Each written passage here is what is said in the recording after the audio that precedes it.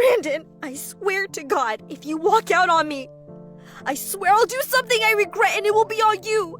You, Brandon. Can you live with that on your conscience? Knowing that I'm going to do something crazy if you walk out that door?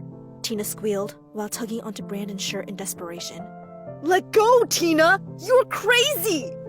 He said, while pushing her away and rushing out the front door of their apartment.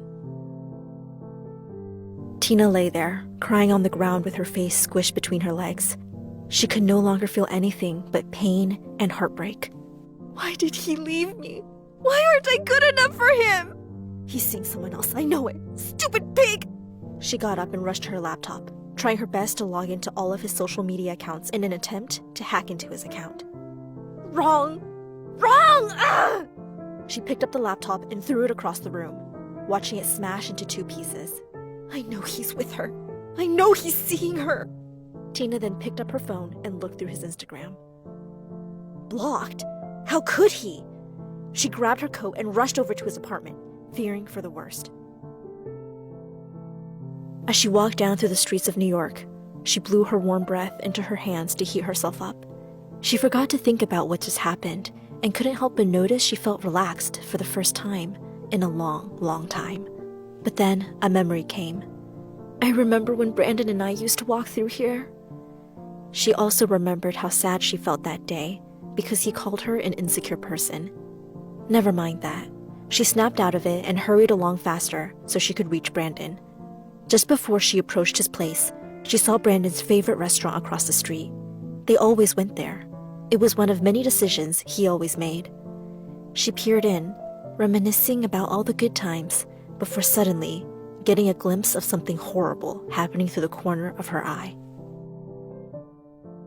Brandon was sitting there with his best friend, Michelle.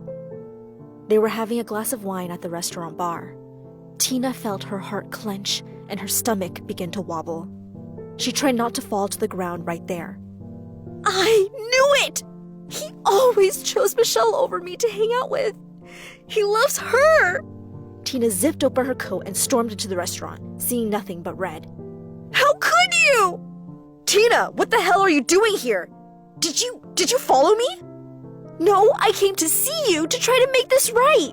Do you see what I mean by insecure and crazy, Tina? You're insane.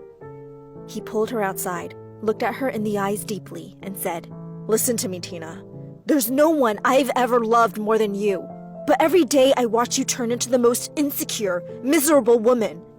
I didn't even recognize you anymore, and to be honest, it was draining. I'm done, Tina. Please just leave. But Tina didn't leave. She couldn't let it go. That's it! I'm going to Michelle's house and I'm going to confront that homewrecker! 2 hours had now passed. Tina watched Michelle walk back to her apartment and proceeded to follow her as quietly and discreetly as possible. She watched Michelle arrive at her door and go into room 1B. Are you happy with yourself, you homewrecker? Are you happy to be sleeping in my boyfriend's bed? Are you happy you destroyed a perfect relationship? She screamed at the top of her lungs and bashing the edge of Michelle's door. Michelle was horrified. She stood there staring in tears at Tina. Tina, Brandon and I are just friends. In fact, my boyfriend is here right now. Tina catches a glimpse of a guy in the back of the apartment. Oh my God, I'm so sorry. She quickly turned around and ran away as fast as she could, feeling like an absolute idiot. Tina walked home that night thinking about her entire relationship with Brandon. She remembered all the times he loved her, kissed her, held her. But she also remembered all the times he would come home late, lie about who he was with, and how much he blamed her for overthinking and being crazy. I mean, she kinda just was. It had hit her that a lot of her problems were the results of low self-esteem. Everyone feels blue or insecure from time to time, but that feeling can turn into deep-rooted anxiety if it persists long-term. She realized something important someone had told her long before. Improving your relationship often requires boosting your own self-esteem. How can someone else love you if you don't even love yourself? Your self-esteem isn't just about you. It has a major impact on both your relationship and your partner. But do always keep in mind that your mistakes don't have to define you, because there is always room for growth.